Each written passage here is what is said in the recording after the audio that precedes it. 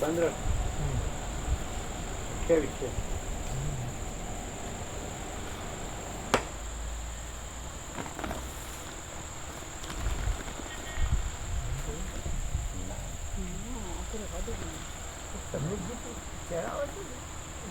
ચામડી ને તકલીફ લાગી, બહારથી જીવજંતુ કહેતા હોય એને આમ ચરાવે એવું નહીં. સવારે તો મચ્છર કરડે. ના અમે તો સારું 2-3 દાડા નહીં કરતા.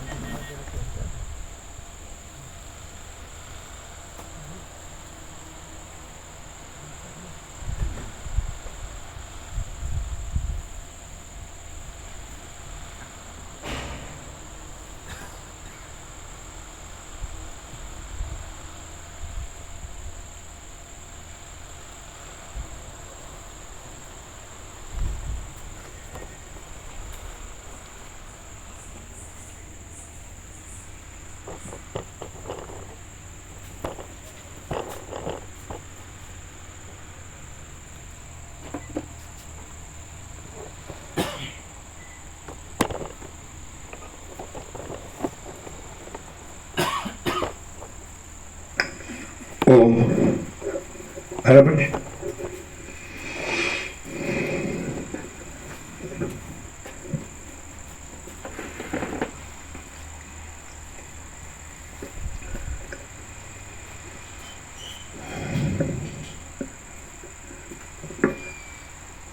परम चिदाकाश,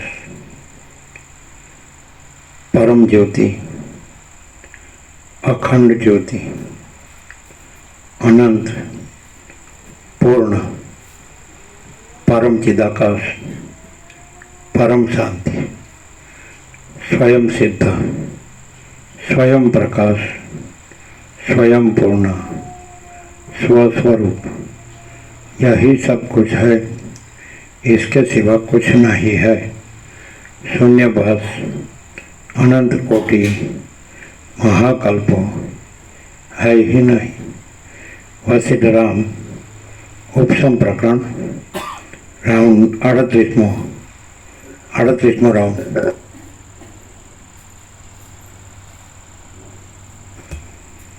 आद्य परब्रह्म सद्गुरु देव की जय।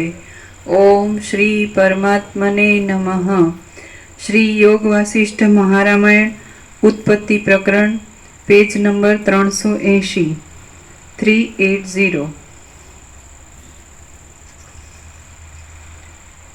सर्ग 113मो तत्वबोधનું વર્ણન।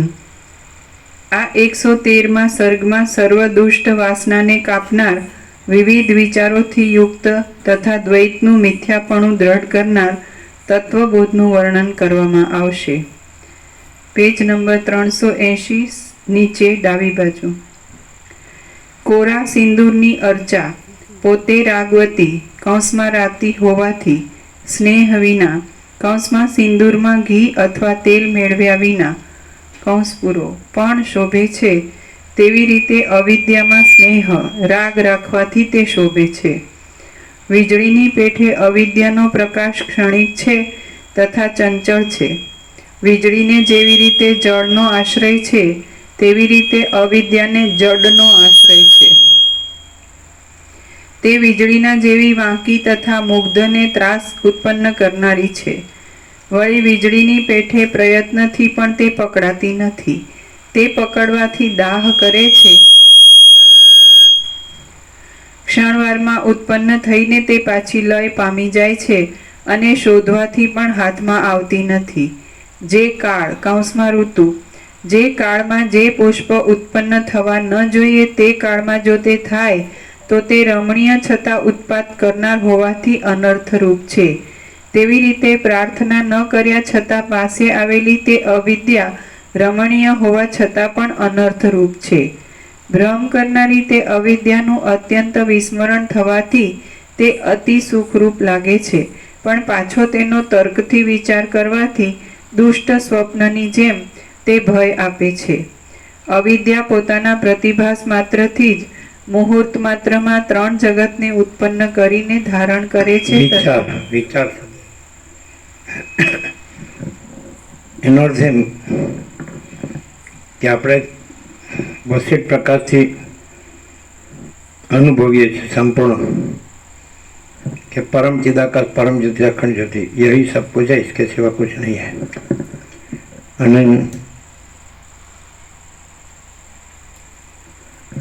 महाचिदाकाश स्वयं प्रकाश संपूर्ण प्रकाश पूर्ण ब्रह्म अनंत तेजगन अनंत चिदगन परमाकाश केवल अनंत शुद्ध तेजगन परमाकाश अखिल आत्मा पूर्ण ब्रह्म परमात्मा. એટલે આમાં અવિદ્યા એટલે કાંઈ નહીં એવી મિથ્યા કલ્પના કરતો મિથ્યા ભ્રમ ભ્રાંતિ.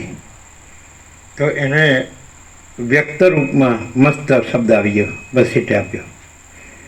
વિચાર કરવાથી, વિચાર એટલે અવિદ્યાનું મૂર્ત રૂપ જ વિચાર છે. અને જે આખો અનંત ચૈતન્ય પ્રકાશ છે, આકાશ જેવો આખો અનંત ચૈતન્ય પ્રકાશ છે, એમાં વિચાર છે જ નહીં. વિચાર છે સ્ફૂર્તિ છે, અને મહાચિદાકાશ છે સત્તા પ્રકાશ છે. દાખલા તરીકે સૂર્ય છે તે અનંત તેજગન છે, પણ એમાં વિચાર નથી.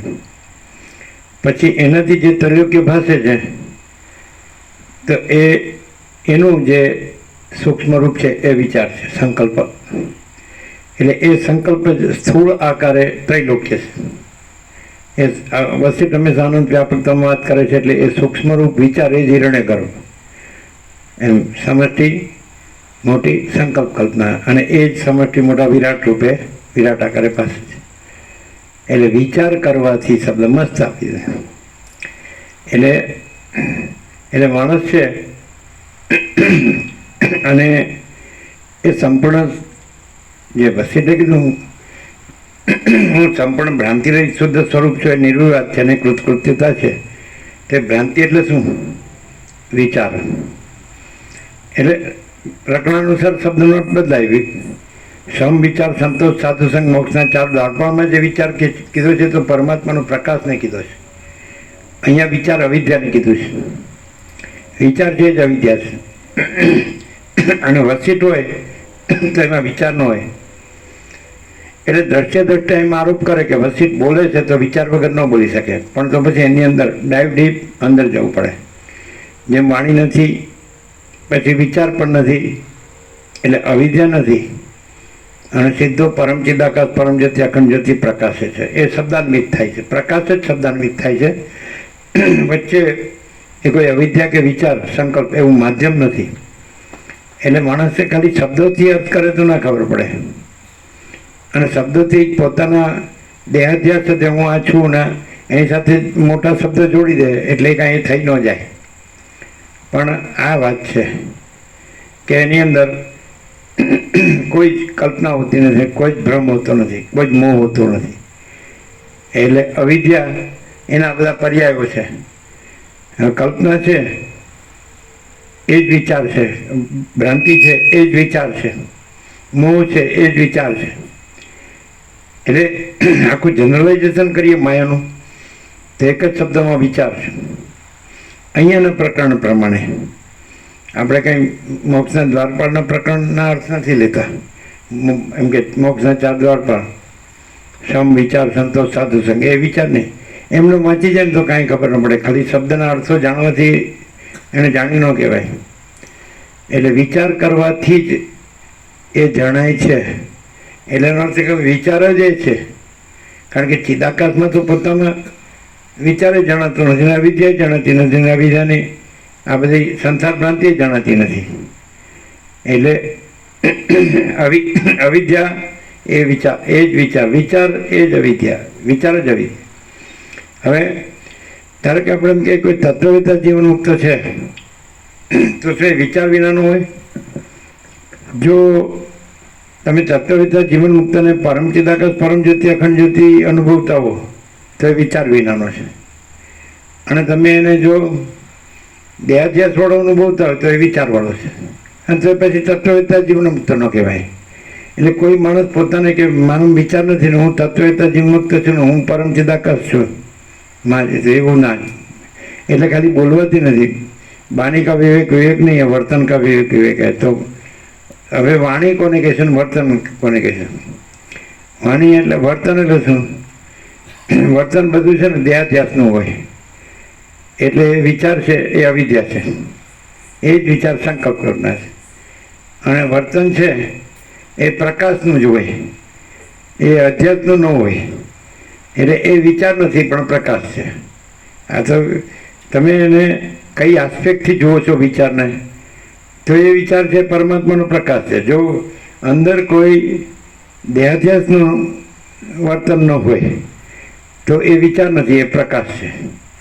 અને જો દેહાધ્યાસનું વર્તન હોય તો એ પ્રકાશ નથી, ખાલી વાણી છે. વાણી છે એ પ્રકાશ નથી અને પ્રકાશ છે વાણી નથી. પણ જો પ્રકાશ હોય અને દેહાધ્યાસના વર્તન એટલે ચંચળતા ભ્રાંતિ વગરનો હોય તો એ વિચાર નથી, એ પ્રકાશ છે. એટલે એસ્પેક્ટ જોવી જોઈએ. એસ્પેક્ટ કે આ વિચાર શબ્દ આપણે વાપરીશ પણ એ કયા પાસામાં છે? એ અધ્યાસ પાસામાં છે કે પ્રકાશ પાસામાં છે? તો પ્રકાશ પાસામાં હોય તો પછી અનંત પ્રકાશ, અનંત આનંદ, અનંત શાંતિ, આ જ હોય, આ જ છે. અને જો અધ્યાસ હોય તો પછી બધી જાતનું બસ હું જ છું, એમાં એવું હોય હું જ છું, એટલે કાંઈ ન હોય. સમજાય જ ને? વિચાર કરવાથી આ વિદ્યા તકલીફ આપે છે એમ. એટલે વિચાર કરવાથી એનો અર્થ શું? કલ્પના કરવાથી, ભ્રમ કરવાથી, મોહ કરવાથી એવો અર્થ લેવાય. અવિવેક કરવાથી, અવિચાર કરવાથી, અવિદ્યા જ્ઞાન માયા કરવાથી, તર્ક સંશય શંકા કરવાથી, વહેમન શ્રદ્ધા કરવાથી, આ બધું. એટલે ઘણી વખત માણસ એમ કે હું મોટા મોટા શબ્દો જાણું છું પણ એની અંદર જો એ શબ્દો છે એનો જે એ પ્રકાશથી એ શબ્દ જે છે એ પ્રકાશથી ન હોય અને ખાલી શબ્દ હોય અને અંદર પછી જે પ્રકાશમાં ન હોય એવું બધું ચક્કર ચાલતા હોય, એ અવિદ્યા છે, એ વિચાર અવિદ્યા છે. એટલે કે હું બ્રહ્મનો વિચાર કરું છું પણ એ બોલવામાં બ્રહ્મનો વિચાર અને અંદર માયાના વિચાર હોય તો એ બ્રહ્મ નથી. અને બ્રહ્મમાં તો બ્રહ્મનો વિચાર પણ નથી, પછી માયાનો તો હોય જ ક્યાંથી? માયા તો મિથ્યા કલ્પના, મિથ્યા ભ્રાંતિ છે, કાંઈ છે જ નહીં. એટલે માણસ મરી ગયા સુધી રચો પચો રહેતો માયામાં, હું મારું માં દેહાધ્યાસ. આ મારા પૈસા છે ને, અમારું ઘર છે ને, અમારું ધન છે ને, હું ભણેલો છે ને, આ બધા મારા સગા છે ને, આને આપણે કાંઈ નહીં, આ બધા કાંઈ નહીં, આ બધો આમ છે. એ વિચાર અવિદ્યા છે. હું આ જ છું, બરાબર છે ને? પછી આવો છું ને તેવો છું ને બધું આવું આમ કર્યું છે ને કરું છું ને કરવાનો છે, જોવે હવે આગળ શું થાય. એ કાંઈ નથી, એ વિચાર અવિદ્યા છે. એટલે વસિષ્ઠમાં આવો વિચાર ન હોય. વસિષ્ઠ છે એ પરમ ચિદાકાશ પરમ જ્યોતિ અખંડ જ્યોતિ છે, તેના સંપર્કમાં વિચારવાળો આવે તેનો વિચાર અદ્રશ્ય થઈ જાય, એનું નામ પ્રકાશ કહેવાય. સૂર્યના સંપર્કમાં રાત્રિનો અંધકાર આવે તો રાત્રિનો અંધકાર અદ્રશ્ય થઈ જાય, એમ અવિદ્યા અદ્રશ્ય થઈ જાય. આ સરળ શ્રવણ એવું કામ કરે છે, આપણો સંપૂર્ણ અનુભવ છે કે અવિદ્યા છે જ નહીં, પ્રકાશ જ છે. વિચાર છે જ નહીં, એ પ્રકાશ જ છે. કોઈ પણ માણસ એને ગમે એટલું એ શાસ્ત્રનો વિચાર કરે, ગુરુનો વિચાર કરે, એ બ્રહ્મનો વિચાર કરે, પરમાત્માનો વિચાર કરે ને, પણ એ વિચાર ચાલ્યા કરે ને તો એ અવિદ્યા છે. અને પ્રકાશ છે ને એમાં વિચાર નથી, પ્રકાશમાં પ્રકાશનો વિચાર પણ નથી. સૂર્યમાં સૂર્ય પ્રકાશ તેજ, તો એનો વિચાર નથી, એ તેજ જ છે. એટલે પૂર્ણ બ્રહ્મ અનંત તેજગન અનંત ચિતગન, તે અનંત તેજગન અનંત ચિતગન જ છે, વિચાર નથી. વિચાર છે સ્ફૂર્તિ છે, વૃત્તિ. તો પૂર્ણ બ્રહ્મનો વિચાર ચાલ્યા કરે ને તો એ અવિદ્યા છે. અને પૂર્ણ બ્રહ્મમાં પોતામાં એ અનંત તેજગન અનંત ચિતગન એ વિચાર નથી, એ તેજ છે, પ્રકાશ છે, જ્યોતિ. વિચાર છે તેજ નથી, જ્યોતિ પ્રકાશ નથી. અને પ્રકાશ છે વિચાર નથી, વિચાર છે અવિદ્યા છે. ખ્યાલ આવે? અહીં પ્રકરણાનુસાર અર્થ થાય છે. એનો વિચાર કરવાથી અવિદ્યા હે ને પછી કષ્ટ આપે છે. એટલે કોઈ માણસ કે હું તો બ્રહ્મનું ચિંતન કર્યા કરું છું, તો એ વિચાર અવિદ્યા છે. હવે મેં આળંદીમાં કીધેલું સંત જ્ઞાનેશ્વરની સંજીવની સમાધિ, એટલે મેં કીધું તમે લોકો જો હું દેહ નથી, દેવો ના હમ કહો છો, હું દેહ નથી અને હું કોણ છું, હું પરમાત્મા છું, તો આ પકડી રાખશો એટલે પેલું નથી, તો એ નથી માનીને તમે આ કર્યા કરો છો. હું દેહ નથી, નહીં તો જે ખરેખર બ્રહ્મ કે પરમાત્મા શબ્દ નથી, પણ એ અનંત ચૈતન્ય પ્રકાશ છે, તો એમાં દેહ છે જ નહીં. અને એમાં હું અનંત ચૈતન્ય પ્રકાશ છે, વૃત્તિ પણ નથી. એટલે એ પણ પ્રક્રિયામાં છે કે અખંડ બ્રહ્મમાં અખંડ બ્રહ્માકાર વૃત્તિ પણ નથી. અને એમાં શાસ્ત્ર ગુરુ વાસના પણ નથી. એ તેજ જ છે, પૂર્ણ બ્રહ્મ અનંત તેજગન અનંત ચિતગન. એટલે તમે જો આ પકડી રાખશો કે અહમ બ્રહ્માસ્મિ કે સોહમ, તો એ ચાલ્યા કરશો તો પછી એ અવિદ્યા છે, એ અધ્યાસ છે.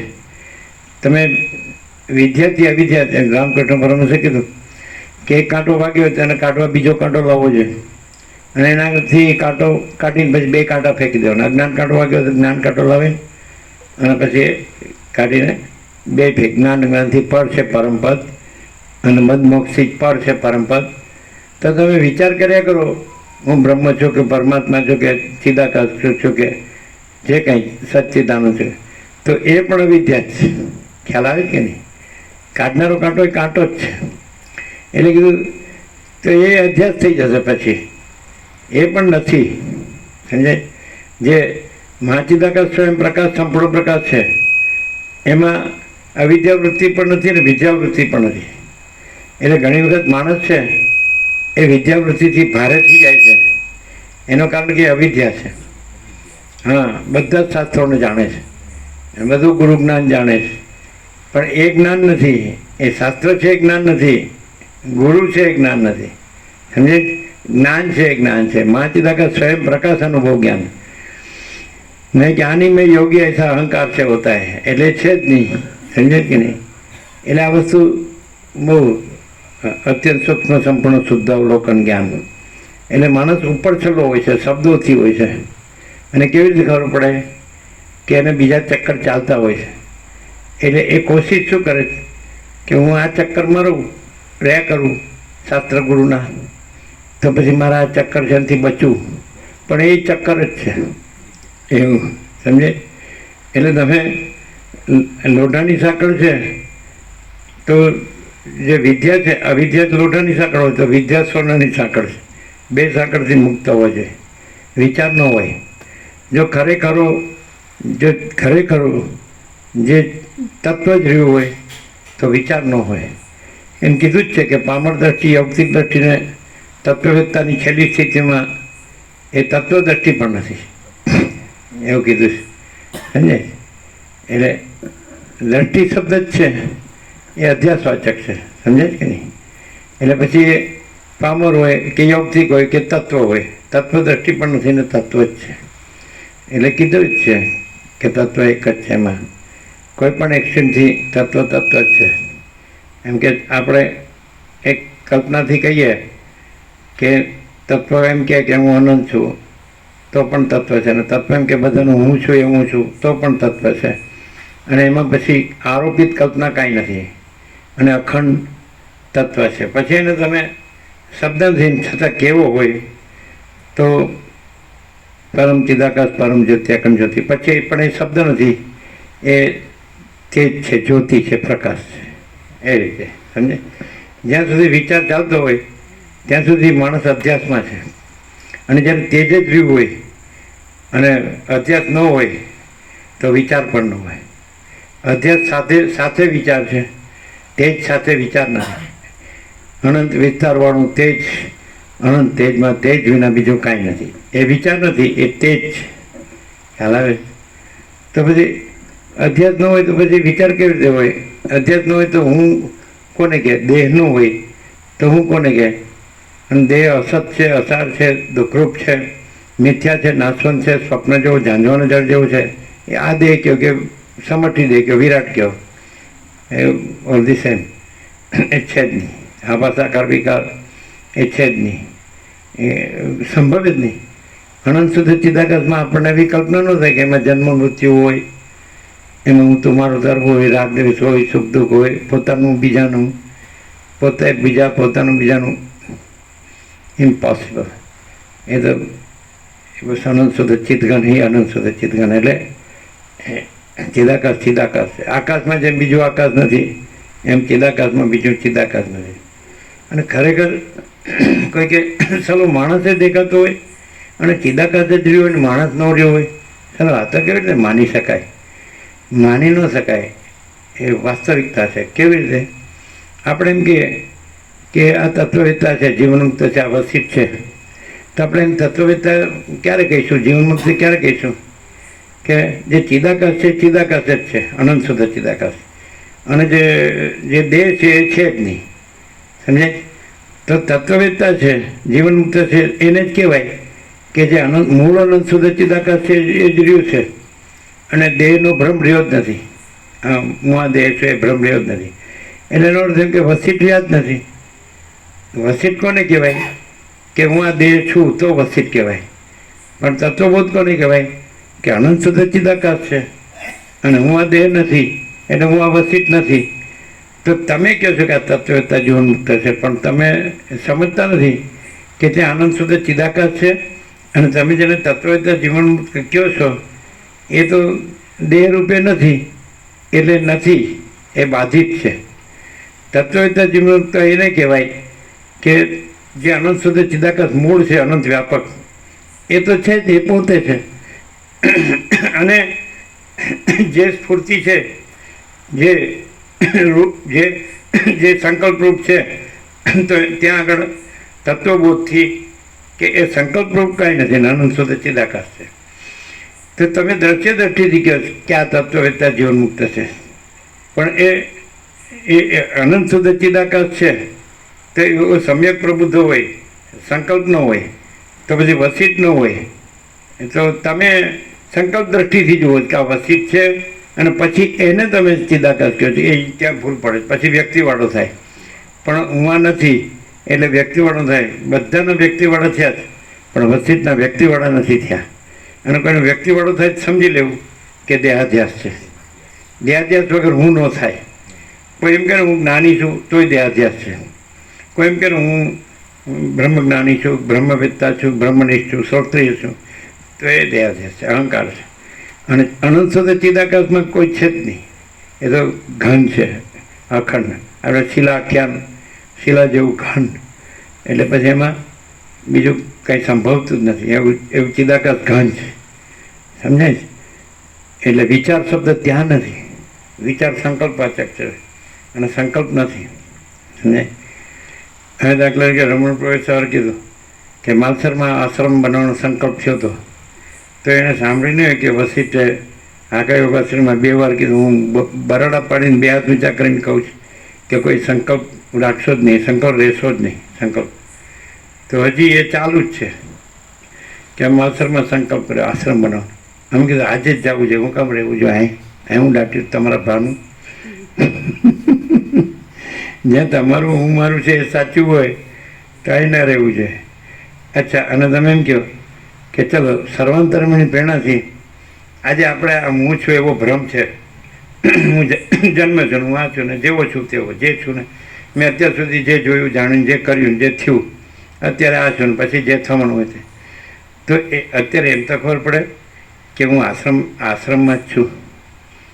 પછી વળી જો દેહનો આશ્રમનો વિકલ્પ આવે તો પછી આત્માનો આશ્રમ, તો પછી વસિષ્ઠ આપણે કહે કે જેણે ચિદાકાશમાં પોતાનું આસન કરી લીધું છે એ ધન્ય છે, કૃતકૃત્ય છે. ને એકવાર અવિદ્યાનો સંપૂર્ણ નાશ થાય, ક્ષય થાય, અને પછી મહાચિદાકાશ સ્વયં પોતે જ્યાં પ્રકાશે છે, તો એને ઢાંકવાની કોઈ તાકાત નથી. હવે આ બધી વસ્તુ અને સમજાતું જ નહીં કોઈને. હવે સંકલ્પ કર્યો છે એટલે હવે પૂરો કરવો જ પડે. તમે એમ વિચારતા હો કે અત્યારે એમના દાદા દાદી જોયા કોઈ ન જોયા, એના મા બાપને જોયા, પોતે છે બે, પછી એમના પ્રજા છે, એમની પ્રજા છે, આ બધું તો એમ ખબર પડે કે આ બધું સાચું નથી અને હું કોઈ ચોથી પેઢીના કામ લાગશે. અમે જોયેલી જગ્યા છે, હાવ કાંઈ નથી, એને અનંત દેખાતું જ નથી. આ અમારો આશ્રમ એટલે જો અનંત છે દેખાતું નથી એટલે જ એ અનંત છે, અને અનંત દેખાતું નથી એટલે સમજી લેવાનું કે જેને ન દેખાતું હોય એમાં કાંઈ નથી. અને અનંત છે એને સ્વસંવેદ્ય કહો કે એ પોતે ચૈતન્ય પ્રકાશ છે અને સ્વયં પ્રકાશ છે, સંપૂર્ણ પ્રકાશ છે અને સ્વસંવેદ્ય છે, તો એને બીજા અનુભવની જરૂર નથી. અને એ ક્યાં હોય તો રમણ કહે છે કે જ્યાં અહંકાર નથી હોતો ત્યાં પરમાત્મા સ્વયં પ્રકાશ છે. બોલો. અને રમણ વસિષ્ઠે 2 વાર કીધું યોગાસન, હું 2 હાથ ઊંચા કરીને બરાડા પાડું છું કે કોઈ સંકલ્પ ન કરો, ન રાખો. તો મને કોઈ સાંભળતું નથી.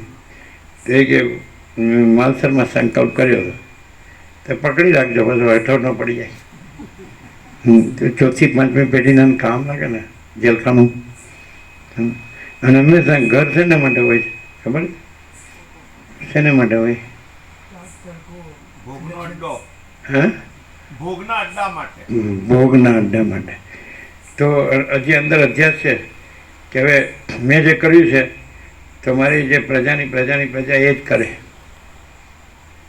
સમજાય? તો આપણો અધ્યાસ કેવો કહેવાય?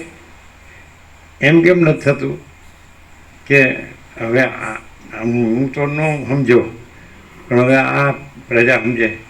કારણ કે માતૃદેવો ભવ પિતૃદેવો ભવનો અર્થ શું છે? આજ તો કોઈનામાં સંસ્કાર જ નથી, મા બાપમાં સંસ્કાર ન હોય, એ જ બધા ભોગના અડ્ડામાં જીવ્યા હોય, અને પછી પ્રજાને પણ એમાં જ કૂવામાં નાખે.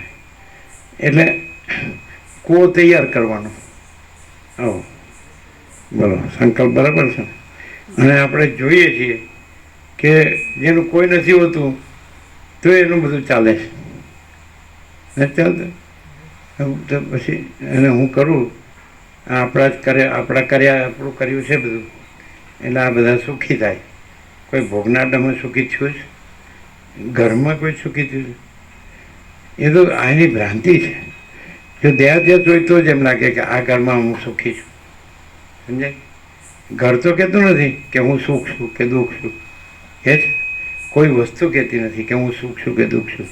આ ભ્રાંતિ જ કહે છે, અવિદ્યા જ કહે છે કે આ મારું સુખ છે અને આ મારું દુઃખ છે. પણ આ સમજાય નહીં એવું છે. એક થ્રેશોલ્ડ કહેવાય, થ્રેશોલ્ડ. આ શબ્દ જો યાદ નતો આવ્યો, બોર્ડર કહેવાય થ્રેશોલ્ડ. એટલે ચિદાકાશ અને આ આખો આભાસ બ્રહ્મ તેની થ્રેશોલ્ડ છે. થ્રેશોલ્ડ સમજો? અમે વર્ષો પહેલાં ગયા હતા ને પશુપતિ નેપાળ, એટલે ઇન્ડિયા અને નેપાળની જે બોર્ડર હતી, સમજે?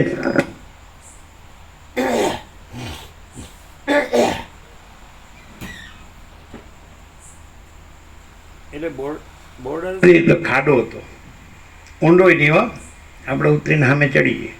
એટલે આમાં ખાડોમાં ઉતરીને સામે ચડી જાય એટલે નેપાળ, આ બાજુ ઉતરીને આ બાજુ એટલે ઇન્ડિયા. એને થ્રેશોલ્ડ કહેવાય. થ્રેશોલ્ડ કહેવાય ને. તો ખાડો છે ને, ખાડો એ હું છે, હું.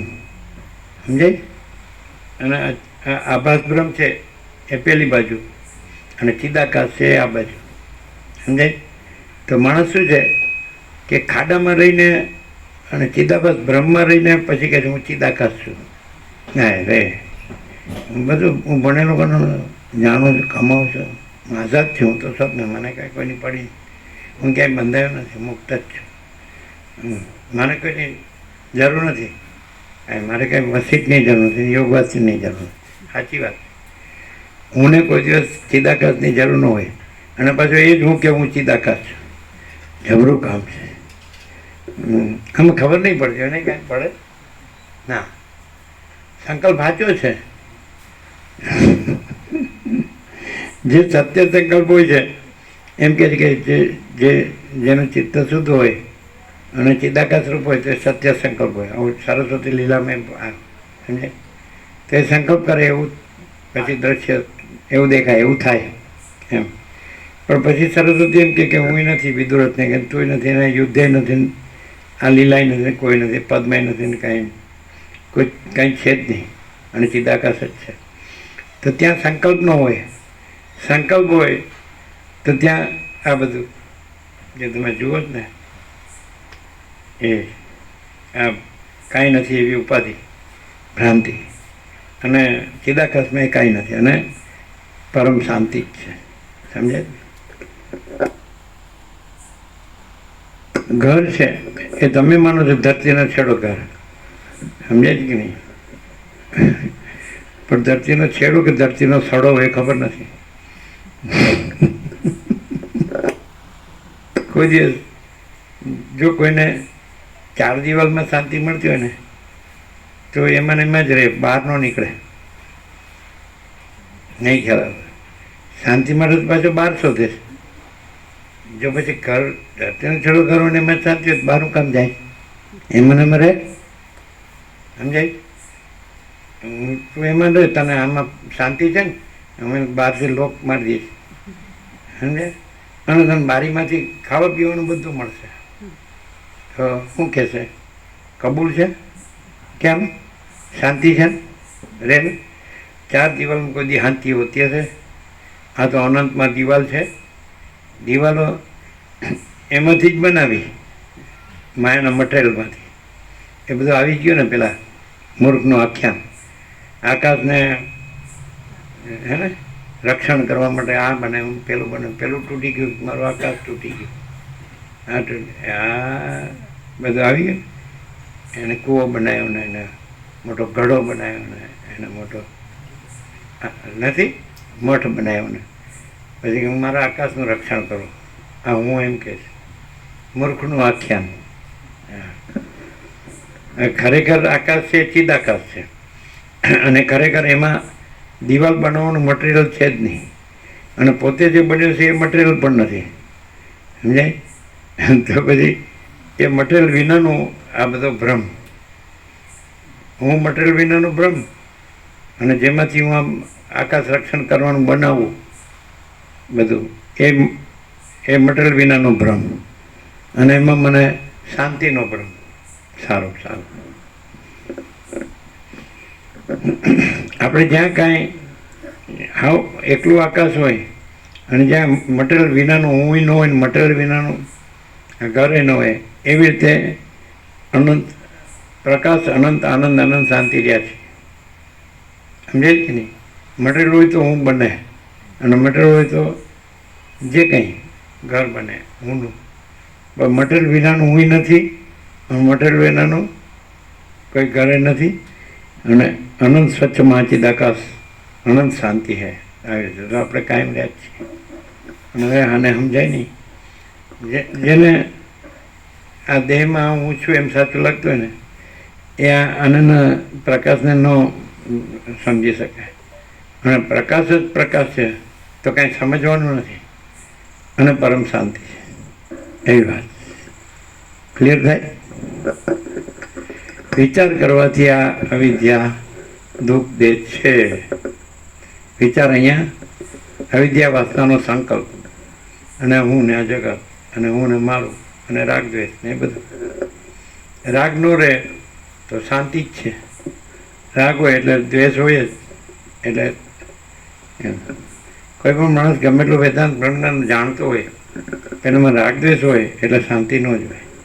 હું જ છું એટલે ત્યાંથી રાગ દ્વેષ શરૂ. અને મહાચિદાકાશ સબ કુછ है, मैं कुछ नहीं है. મહાચિદાકાશ પરમ કૈવલ્ય, પરમ શાંતિ. સમજે? મકાનની શાંતિ શાંતિ નથી, પણ મહાચિદાકાશ પરમ કૈવલ્ય, પરમ શાંતિ એ પરમ શાંતિ. અનંતપૂર્ણ પરમ ચિદાકાશ પરમ શાંતિ એ પરમ શાંતિ છે. અને પરબ્રહ્મ પરમ શાંતિ સ્વાનુભૂતિ તત્વસાર એ પરમ શાંતિ છે. એમ સમજે કે ગમે એવું સારું મકાન હોય ને ગમે એવી સારી જગ્યા હોય તો એ પરમ શાંતિ નથી. જેમાં મકાને નથી ને જગ્યાએ નથી, આકાશે નથી ને આકાશથી પૃથ્વી કોઈ નથી, કાંઈ નથી, કાંઈ થતું નથી. અને એ છે સમજે અનંતપૂર્ણ પરમ ચિદાકાશ પરમ શાંતિ. પણ શાંતિ કેવી રીતે રહે? શાંતિ એવી રીતે રહે કે શાંતિ જ રહી છે એવી રીતે રહે અને એમાં બીજું કાંઈ જ નથી રહ્યું એવી રીતે રહે. પણ શાંતિ એ રહી છે ને બીજું કાંઈ એ રહ્યું છે અને પાછું બીજું કાંઈ રહ્યું છે એની શાંતિ છે. એ કોઈ દી હોય જ નહીં. શાંતિ એ રહી છે અને એમાં બીજું કાંઈ રહ્યું છે અને એ બીજું કાંઈ રહ્યું છે એની શાંતિ છે. એ શાંતિ નથી, ભ્રાંતિ છે. અને જે અનંત પૂર્ણ પરમ ચિદાકાશ પરમ શાंति છે, यही सब कुछ है, इसके सिवा कुछ नहीं है. स्वयं सिद्ध स्वयं प्रकाश स्वयं पूर्ण स्वस्वरूप. એ એટલે કોણ રહી શકે? એક્સેપ્શન છે વસિત. હું આ વસિત નથી, બાદ પૂરી થઈ ગઈ. એને પછી કાંઈ શૂન્યતા થોડી છે. એ તો છે જ અનંત પૂર્ણ પરમ ચિદાકાશ પરમ શાંતિ છે કે નહીં.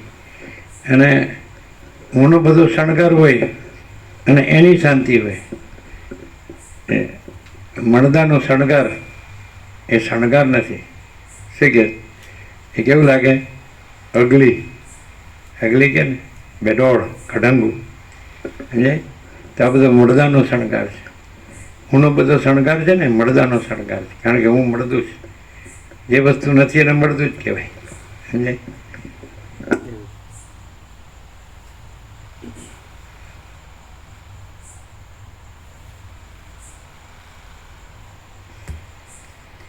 ભ્રમ કરનારી તે અવિદ્યાનું અત્યંત વિસ્મરણ થવાથી તે અતિ સુખરૂપ લાગે છે, પણ પાછો તેનો તર્કથી વિચાર કરવાથી દુષ્ટ સ્વપ્નની જેમ તે ભય આપે છે.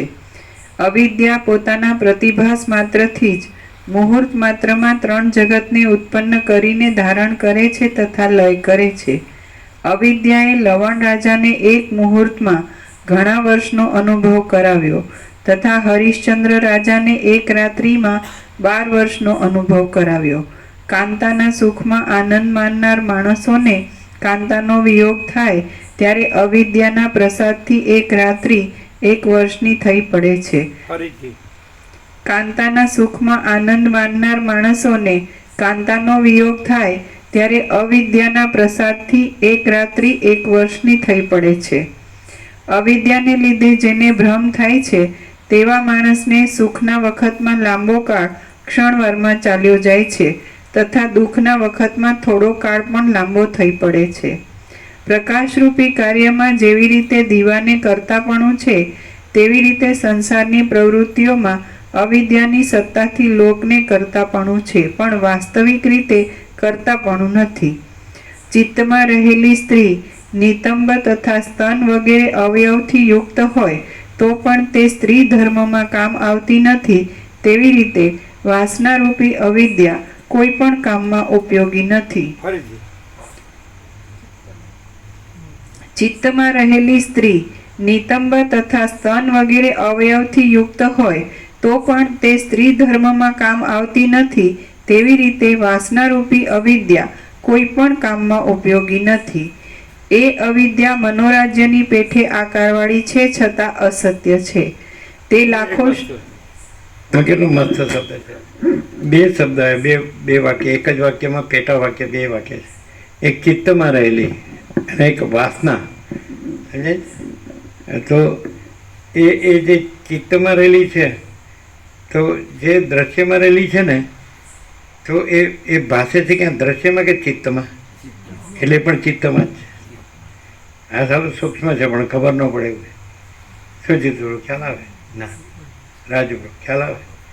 ચિત્તમાં રહેલી સ્ત્રી કામમાં આવતી નથી. પણ તમે જેને એમ કહો કે ના ના આ તો ચિત્તમાં ક્યાં છે? આ તો આવી રહી સામે છે ને પ્રત્યક્ષ છે, સાક્ષાત છે. પણ એ ક્યાં છે? ત્યાં છે કે ચિત્તમાં છે? Same thing. કામમાં આવતી નથી.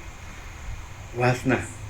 એટલે આવી જો સૂક્ષ્મ આરપાર જો પ્રકાશ હોય ને તો જ ખબર પડે કે આ કાંઈ કામનું નથી. હું કામનો નથી અને આ ચિત્તમાં રહેલું કામ નથી અને પ્રત્યક્ષ રહેલું છે એ ચિત્તમાં જ રહેલું છે.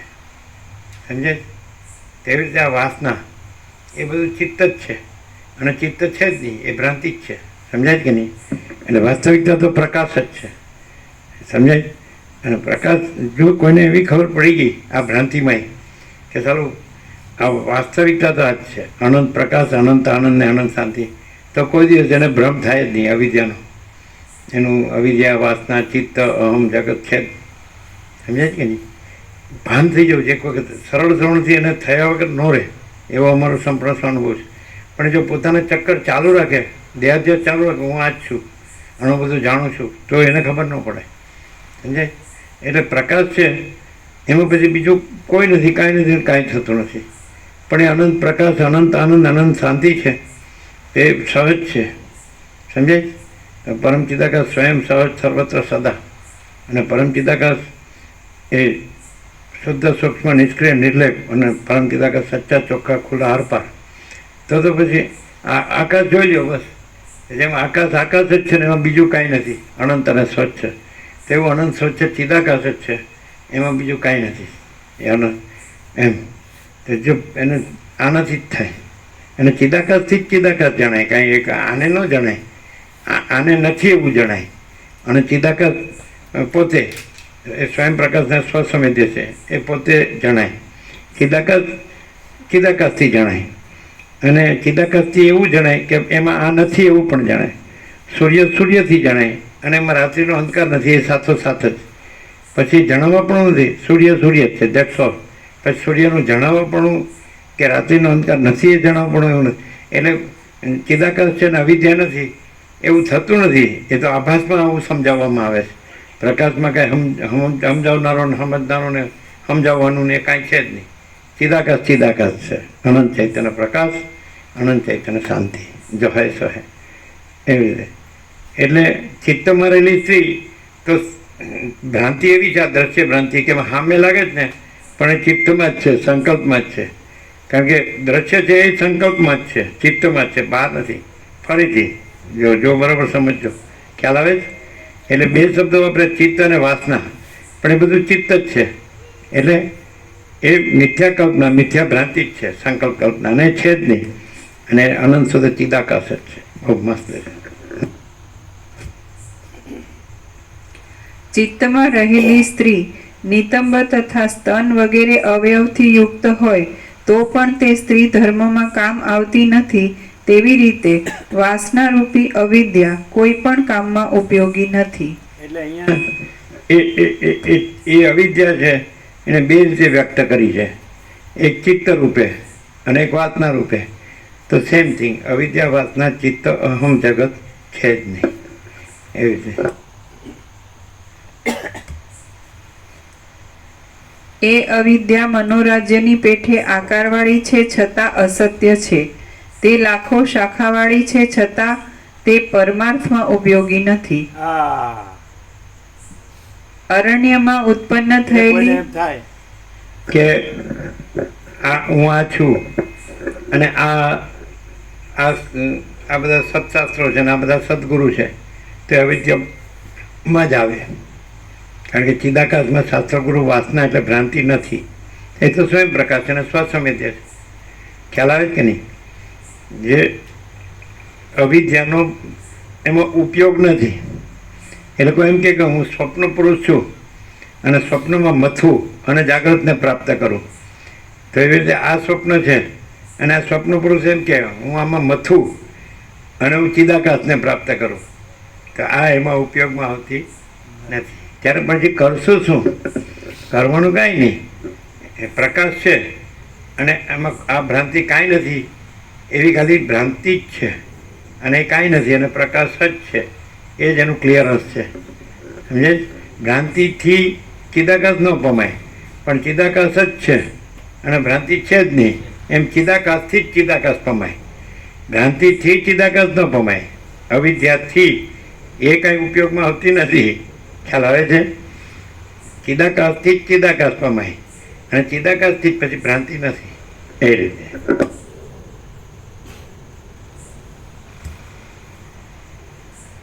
અરણ્યમાં ઉત્પન્ન થયેલી મૃગ તૃષ્ણારૂપી નદી મૃગને મોહ પમાડે છે, તેવી રીતે અનેક પ્રકારના આડંબરવાળી અવિદ્યા મુગ્ધ માણસને મોહ પમાડે છે, પણ જ્ઞાનીને મોહ પમાડતી નથી.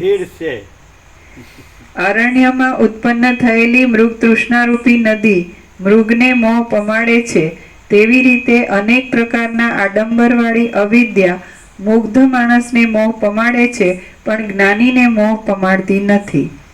પાણીમાં પેદા થયેલી પરપોટાની હારની જેમ અવિદ્યા પણ નાશાત્મક છે તથા તેનો પ્રવાહ નિત્ય છે.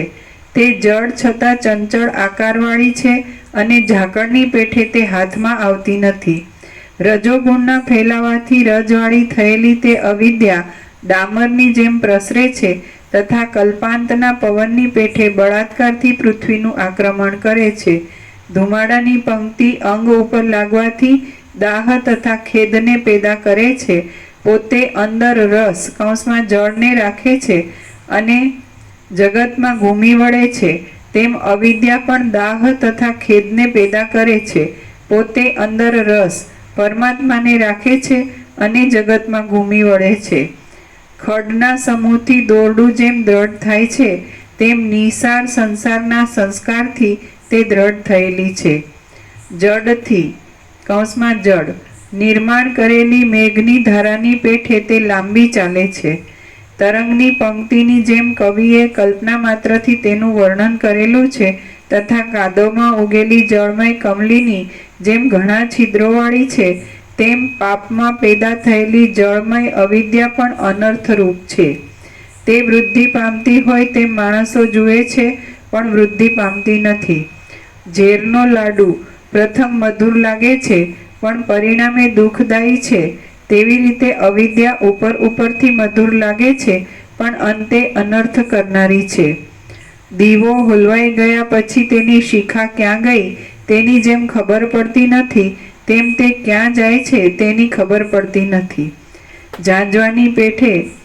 ઝાકળની પેઠે તે આગળ દેખાય છે, તો પણ તે હાથમાં આવતી નથી. વીંખાઈ ગયેલી ધૂળની મુઠ્ઠી જેમ અણુરૂપે જોવામાં આવે છે, તેમ તે અણુરૂપ છે.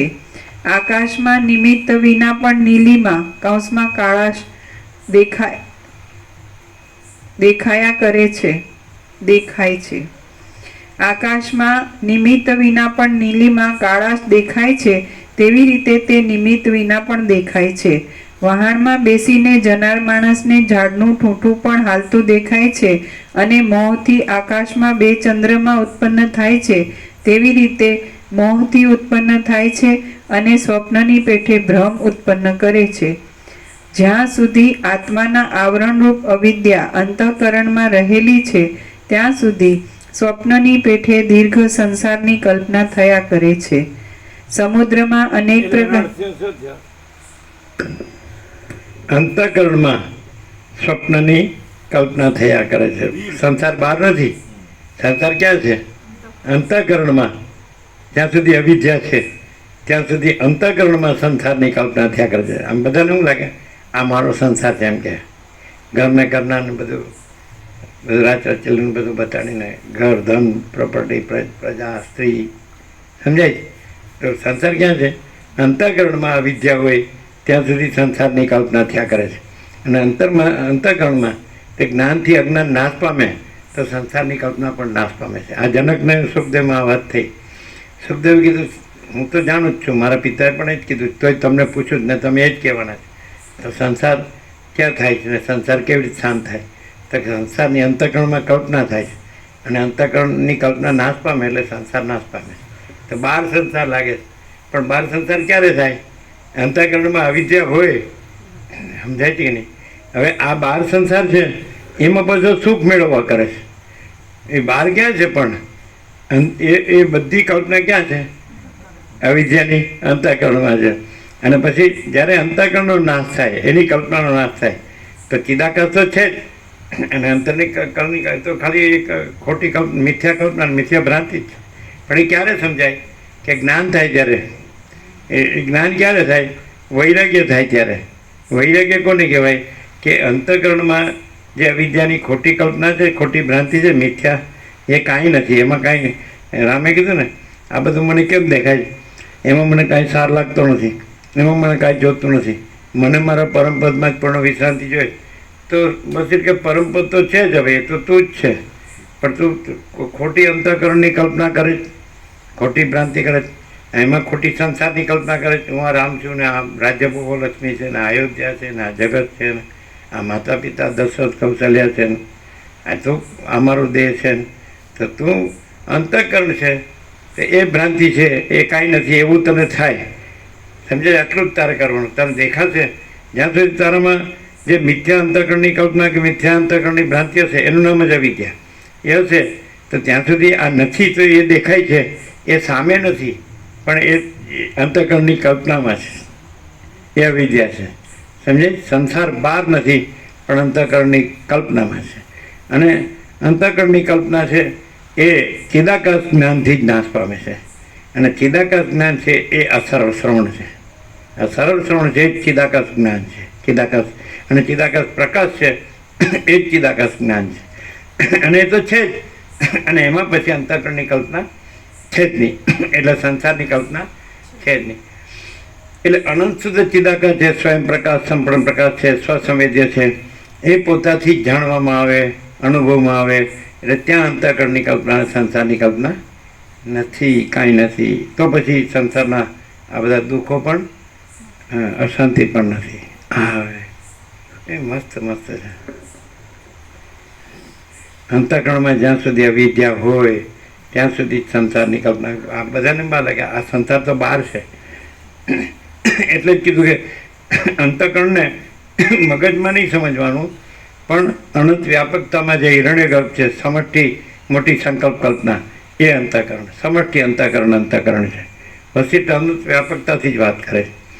એટલે અંતઃકરણ તો સમષ્ટિ સંકલ્પ કલ્પના છે, એ જ અંતઃકરણ છે.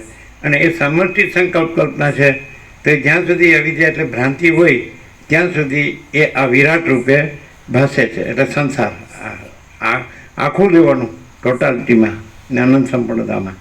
તો સંસાર એટલે હું છું મારો સંસાર છે એમ નહીં, વ્યષ્ટિપણામાં નહીં. સમજાય? અનંત વ્યાપક, અવૈયક્તિક, સાર્વત્રિક. તો એ સમષ્ટિ જે અંતઃકરણ છે હિરણ્યગર્ભ, તો એનો જ સંસાર એની અંદર છે. તમને એમ લાગે સંસાર બહાર છે, પણ એ સમષ્ટિ અંતઃકરણ છે, એની અંદર સંસારની કલ્પના છે, બહાર નથી. સમજાય છે? અને સમષ્ટિ અંતઃકરણ છે તો એ જ્યારે સમષ્ટિ ચિદાકાશ છે, સ્વયં પ્રકાશ ને સ્વસં આકાશ જેવો આખો અનંત ચૈતન્ય પ્રકાશ છે, અને પોતે પ્રકાશે છે, તો એ પોતે જ અનુભવને જ્ઞાન ને બોધ રૂપે પ્રકાશે છે. તો એ ચિદાકાશ અનુભવ, ચિદાકાશ જ્ઞાનથી આ અજ્ઞાન નાશ પામે છે, એ અવિદ્યા નાશ પામે છે, ભ્રાંતિ. સમજે? મિથ્યા કલ્પના, મિથ્યા ભ્રાંતિ. અને એ મિથ્યા ભ્રાંતિ, અવિદ્યા એ જ સમષ્ટિ અંતઃકરણ આકારે પાસે છે, એ સમષ્ટિ આ વિરાટ આકારે પાસે છે. પછી એના વ્યષ્ટિ, આ બધા મનની વ્યષ્ટિ દેહ અને વ્યષ્ટિ સંસાર. સમજે? એટલે સમષ્ટિ સંસાર એ દરેક વ્યક્તિનો સંસાર એનો અંશ છે. એટલે સમષ્ટિ સંસાર કેવી રીતે નાશ પામે? તો સમષ્ટિ અંતઃકરણ નાશ પામે. એ કેવી રીતે નાશ પામે? તો કે ચિદાકાશ પ્રકાશ છે અને એમાં સમષ્ટિ અંતઃકરણ એવી મિથ્યા કલ્પના, મિથ્યા ભ્રાંતિ છે જ નહીં, એવી રીતે નાશ પામે. સૂર્ય છે તો એની અંદર રાત્રિનો અંધકાર છે જ નહીં, એમ આ ચિદાકાશ પ્રકાશ છે તો એની અંદર અવિદ્યા અંધકાર છે જ નહીં. હવે કે સંસાર બહાર નથી. સમજાય? જે અવિદ્યાની કલ્પના છે, જે મિથ્યા, એની અંદર અંતઃકરણની કલ્પના છે મિથ્યા, એની અંદર સંસારની કલ્પના છે. સંસાર બહાર નથી અને ચિદાકાશ એ બહાર નથી, એની વળી અંદર છે. તો ચિદાકાશની અંદર સમષ્ટિ મોટા જીવ કલ્પના ઈશ્વર, એની અંદર સમષ્ટિ અંતઃકરણ કલ્પના હિરણ્યગર્ભ, એની અંદર સ્થૂળ વિરાટ. સમજાય? એટલે આ બધું અંદર છે, બહાર નથી. અને અંદરથી ચિદાકાશ જ પોતાથી જાણવામાં આવે તો પછી એમાં સમષ્ટિ મોટો જીવ કલ્પના, સમષ્ટિ મોટું મન કલ્પના અને સમષ્ટિ મોટું સંસાર કલ્પના છે. કૈસા હે? એકદમ ઓબ્વિયસ. હવે આને કોને આ ખબર પડે?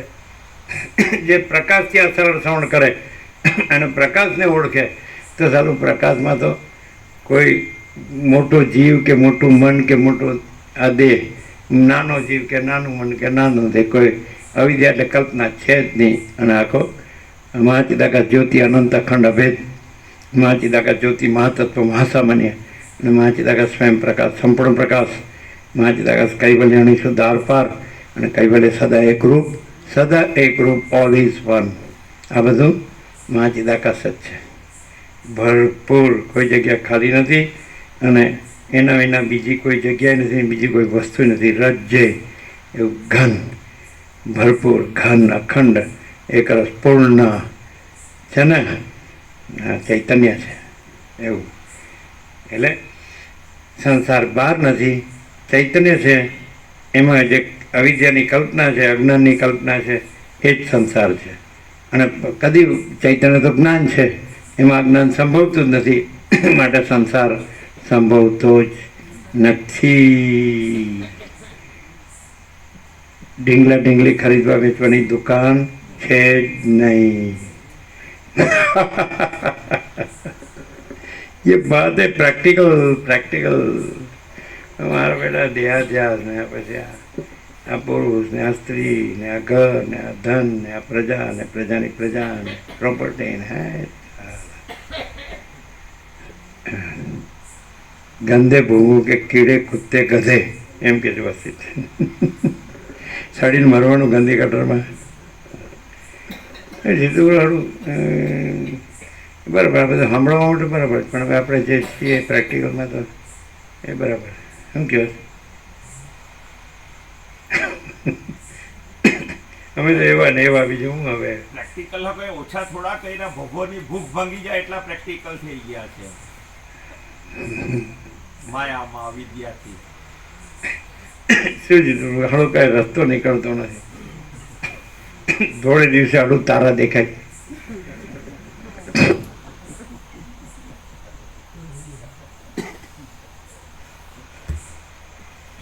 એટલે એનો અર્થ એકચ્યુઅલી શું થાય? જે પેરાફ્રેઝ છે એ ધોળે દિવસે તારા, એટલે એનો શું થાય? કંઈક એવો માર વાગ્યો હોય ને તો આમ પછી આમ નથી દેખાતું તારા,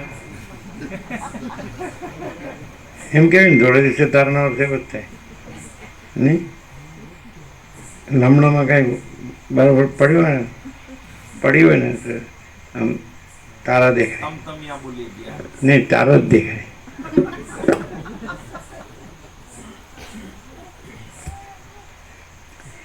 જ્યાં સુધી આત્માના આવરણરૂપ અવિદ્યા અંતઃકરણમાં રહેલી છે ત્યાં સુધી સ્વપ્નની પેઠે દીર્ઘ સંસારની કલ્પના થયા કરે છે. સમુદ્રમાં અનેક પ્રકારના તરંગ ઉત્પન્ન થઈને પાછા નાશ પામે છે, તેવી રીતે અવિદ્યાને લીધે ચિત્તમાં ભ્રમ થવાથી વિચિત્ર વિભ્રમ ઉત્પન્ન થાય છે.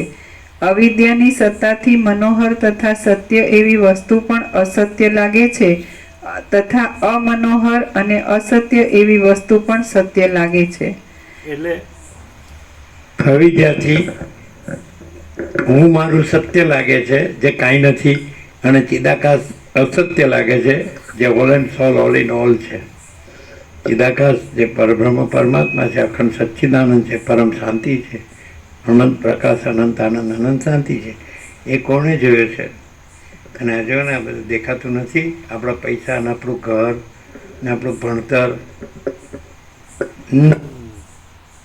ભણ્યા પણ ગણ્યા નહીં.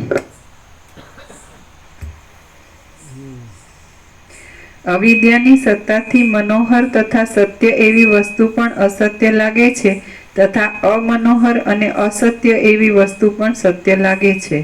પારધીની જાળ પક્ષીને અમનોહર અને અસત્ય, ત્યાં દેહ જુઓ, અમનોહર ને અસત્ય જ છે, તો એ મનોહર ને સત્ય લાગે.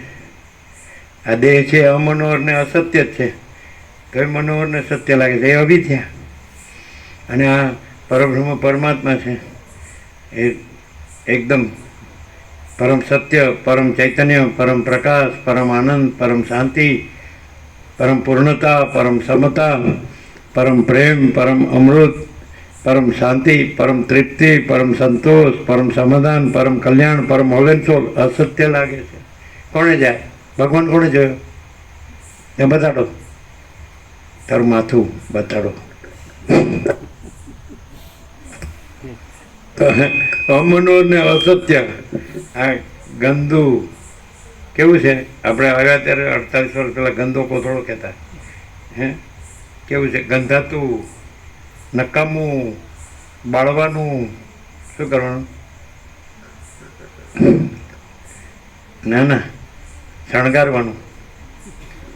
મળદાન શણગારે જ ને બધા. એટલે આવું સમજતા નથી. મૂળ વિષય આપણને સમજાવે જ નહીં. કંઈક થોડુંક એને આમ જો ભાન થતું હોય તો સારું છે કે આ બધું કાંઈ નથી અને ચિદાકાશ જ છે, તો શાંતિ પામે. પણ જો આની ભ્રાંતિ રાખે ને એ ક્યાંય શાંતિ ન પામે, સ્વર્ગમાંય ન પામે, ઇન્દ્રને શાંતિ નથી. સમજાય? એ બધા અટકચાળા કરે છે. આ શબ્દ એના માટે બરાબર છે. ઇન્દ્ર શું કરે છે? અટકચાળા જ કરે જ ને. હા, એ તો ઇન્દ્ર અટકચાળા કરે અને હું હમો છું.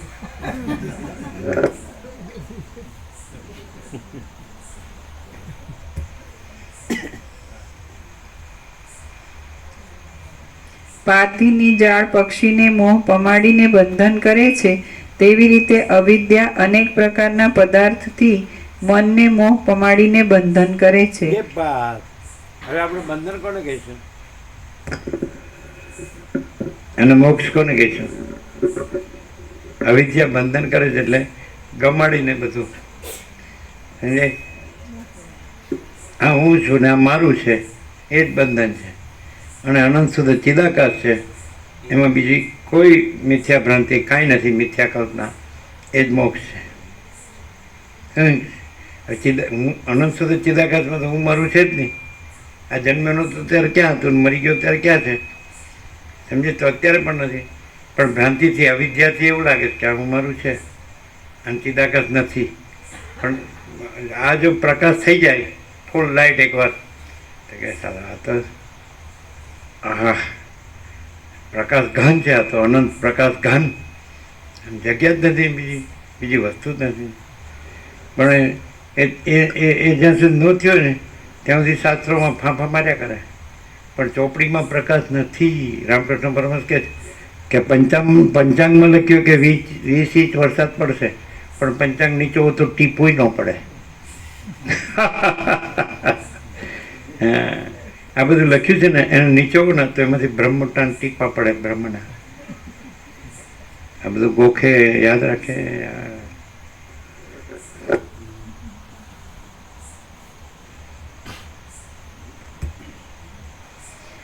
કરુણા ઝરતી નેત્રવાળી ગૃહિણીની જેમ તથા દૂધ ટપકતા સ્તનવાળી જનનીની જેમ એ અવિદ્યા આનંદ પણ ઉત્પન્ન કરે છે.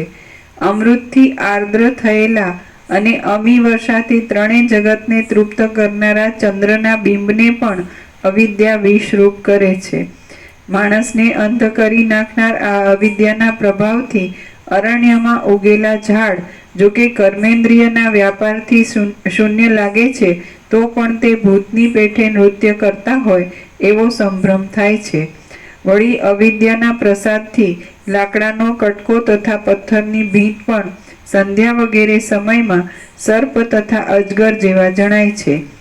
અવિદ્યા બે ચંદ્રના દેખાવની પેઠે એકમાં બેપણું ઉત્પન્ન કરે છે અને સ્વપ્નમાં પોતાનું મરણ થાય છે તેની પેઠે તે દૂરની વસ્તુને પણ સમીપમાં લાવે છે. કાળ કૌંસમાં સંહાર કરનાર રુદ્ર. કાળને પ્રલયની રાત્રિ જેમ ક્ષણરૂપ છે, તેમ અવિદ્યાના પ્રભાવથી લાંબો સમય પણ ક્ષણરૂપ જણાય છે. જેમ સ્ત્રીના વિરહવાળા માણસને એક ક્ષણ પણ વર્ષ સમાન થઈ પડે છે, તેમ અવિદ્યાને લીધે એક ક્ષણ પર પણ વર્ષ સમાન થઈ પડે છે. હે રામચંદ્રજી, એવું કાંઈ પણ નથી કે જે ઉદ્ધત થયેલી અવિદ્યાથી બની શકે નહીં. માટે તે અવિદ્યા સત્તા વગરની છતાં તેની કેટલી શક્તિ છે તે તમે જુઓ. તમે તે વિવેક બુદ્ધિ વડે વિષય બુદ્ધિનો વિરોધ કરો એટલે પ્રવાહ રોકવાથી જેમ નદી સુકાઈ જાય છે, તેમ વિષય બુદ્ધિનો રોધ કરવાથી મનરૂપી નદી જેવી અવિદ્યાનું શોષણ થઈ જાય છે. ब्रह्मानंद ही सत्य है, विषय आनंद असत्य है. રામ બોલ્યા, અવિદ્યા વસ્તુતાથી છે જ નહીં, તુચ્છ છે અને મિથ્યા ભાવના કરવાવાળી છે. અહો, છતાં એણે જગતને આંધળું કર્યું છે.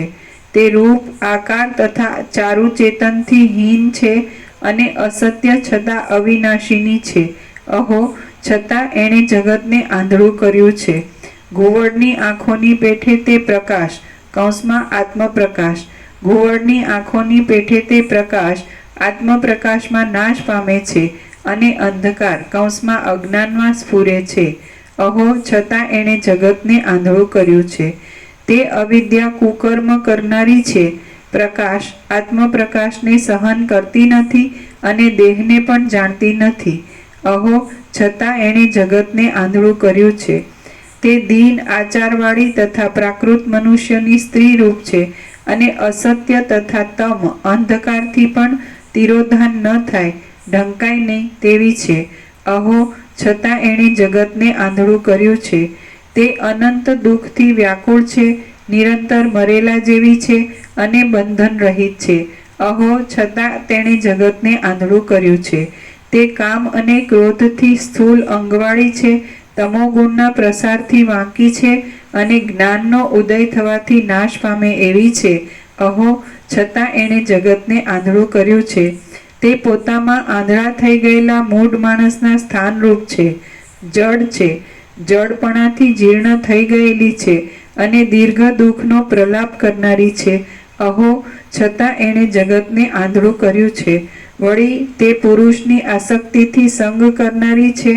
અનેક પ્રકારની વિષય કલ્પનાની ક્રિયાથી પુરુષમાં અનુરાગવાળી છે અને પોતાના તત્વ વિચારમાં દોડ્યા કરનારી છે. અહો, છતાં એણે પુરુષને આંધળો કર્યો છે. પુરુષ તેના ઉપર નજર કરે તે પણ તે સહન કરવાને સમર્થ નથી અને પોતે આવરણરૂપ છે. અહો, છતાં એણે પુરુષને આંધળો કર્યો છે. તેમાં ચેતન છે જ નહીં અને અનિષ્ટ છતાં તે નાશ પામે છે. અહો, એવી ક્રૂર અવિદ્યારૂપી સ્ત્રીએ પુરુષને આંધળો કર્યો છે. માટે હે પ્રભુ, અનંત દુષ્ટ ભ્રમોનો વિલાસ કરનારી તથા ક્ષય ઉદયથી યુક્ત જન્મ મરણના દુઃખ આપનારી અને મનોગુહારૂપી ઘરમાં બંધાયેલી એ અવિદ્યારૂપી વિષમ વાસનાનો કયા ઉપાયથી નાશ થાય? શ્રી યોગ વાસિષ્ઠ મહારામાયણમાં ઉત્પત્તિ પ્રકરણનો અવિદ્યા વર્ણન નામનો સર્ગ 113મો સમાપ્ત. પ્રસાદ આપી. વશિષ્ઠ પ્રકાશથી સરળ શ્રવણથી ચિદાકાશ જ છે, પછી ચિદાકાશ કેવા પણ નથી અને પ્રકાશ જ છે, આખો પ્રકાશ જ છે અને કેવા પણ નથી ને આખો પ્રકાશ છે અને કેવા પણ નથી કે અજ્ઞાન અંધકાર છે જ નહીં, એ કેવા પણ નથી. આ વશિષ્ઠથી પ્રકાશથી સરળ શ્રવણથી આખો પ્રકાશ જ છે, એ કેવા પણ નથી અને આખો અજ્ઞાન અંધકાર નથી, એ પણ કેવા પણ નથી.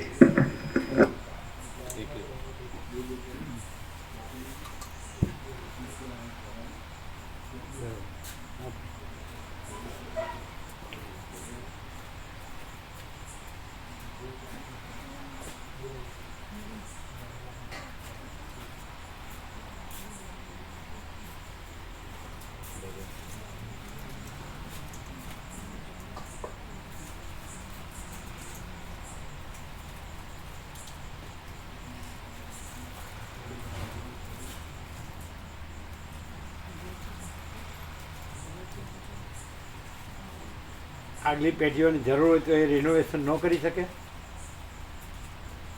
આગલી પેઢીઓને જરૂર હોય તો એ રિનોવેશન ન કરી શકે? તમારે જરૂર નથી અને તમારે કરવું છે. આ આશ્રમ નથી, એનાથી સારો આશ્રમ કરવાનો છે.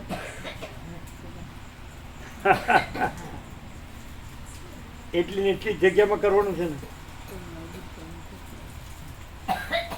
તો આની આગળ એ કાંઈ છે ના, પણ આ આપણો નહીં, એ આપણો. હા, એવું ને. અવિદ્યા અવિનય ન શોભતે, અવિદ્યા અવિનય ન શોભતે.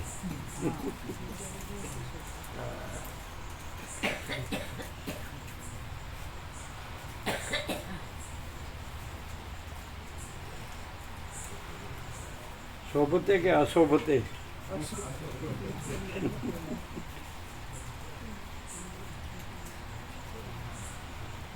જનરલ વાત છે હો. કાંઈ તમારે એકલા જ નથી, બધાની વાત છે.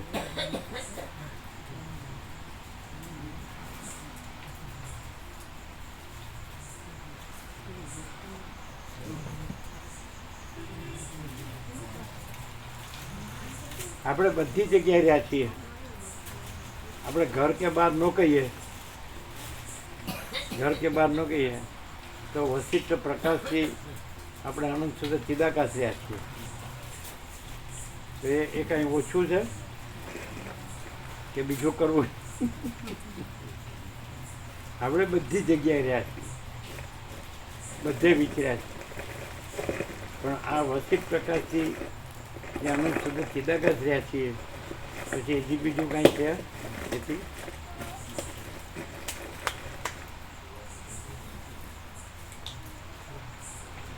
પેલા વશિષ્ઠ શિલાખ્યાનમાં કહે છે ને, વાસના દેવી